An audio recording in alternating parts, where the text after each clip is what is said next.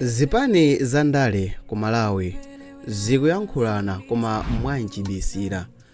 Kuyambira mwezi wa Julayi mchaka cha 2024 mpaka panopa zipani za ndale zikupangisa misonkhano yake ikuluikulu ya convention imene ndikusankha atsogoleri a zipanizo.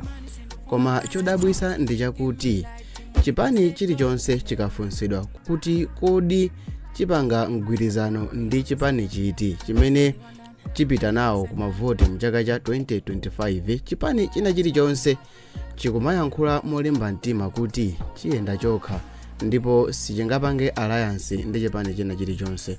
Komabe penapake zikumadabwisa chifukwa ngakhale zipani zikukana za ma alliance koma zikuoneka kuti pakumakhala kuyankhulana kwa pansi potengera ndi momwe zikumachitikira m'misonkhano ya convention iyi.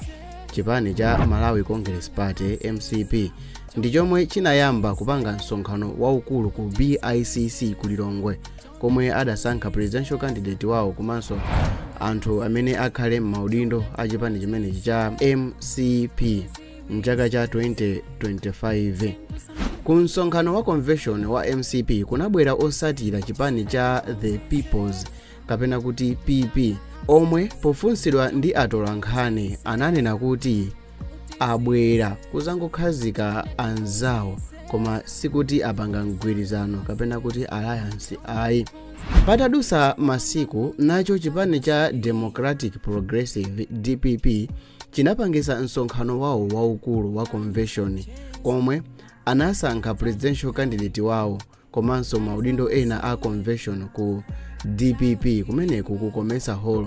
Kunabwera anthu osatira zipani za UTM, Afodi komanso UDF atavala nsalu zawo za chipani, ndipo anthu a zipani za UTM, Afodi ndi UDF pofunsidwa ndi atolankhani kuti kupezeka kwa ku convention ya DPP zikutanthauza chani, onsewa anayankhula kuti angopita kukawakhazika anzawo koma palibe mgwirizano uliwonse wa alliance. Patadusanso masiku nacho chipani cha The Peoples kapena kuti PP chinapangisa msonkhano wake waukulu wa convention kumeneku anasankha presidential candidate wawo mu chaka cha 2025, ndipo convention ya PP yo kunabwera anthu osatira chipani chatsopano cha PDP omwe mtsogoleri wake ndi Dr. Kondwani Nankhumwa, ndipo osatira PDP wa atafunsidwa zakupezeka kwa ku convention ya PP iwo anati anangobwera kuwakhazika anzawo koma palibe ubale kapena kuti mgwirizano uliwonse. Chipani cha PDP nacho chinapangisanso masankho ake akulu a convention kumeneku kunali kusankha presidential candidate wawo mchaka cha 2025. Pamwambo kukomesa hall ku Blantyre kunabwera anthu osatira chipani cha PP cha Joyce Banda, ndipo atafunsidwa ndi atolankhani anthu osatira chipani cha PP wa zakupezeka kwawo ku convention ya PP adati anabwera kuzangowakhazika anzawo chabe koma palibe mgwirizano.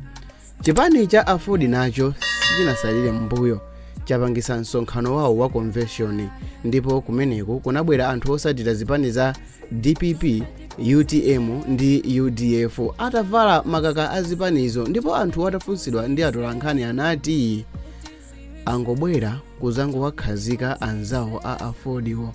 Pano kwasala UTM ndi UDF kuti nawo apangise makonvention awo amene sitikuziwa kuti zipani zomwe zizakawakhazike anzawowa ndi ziti pa convention yawo, kuti mwina azawakhazike ndi a Mbakuwako kapena mwina chipani cha Ras Chikomeni.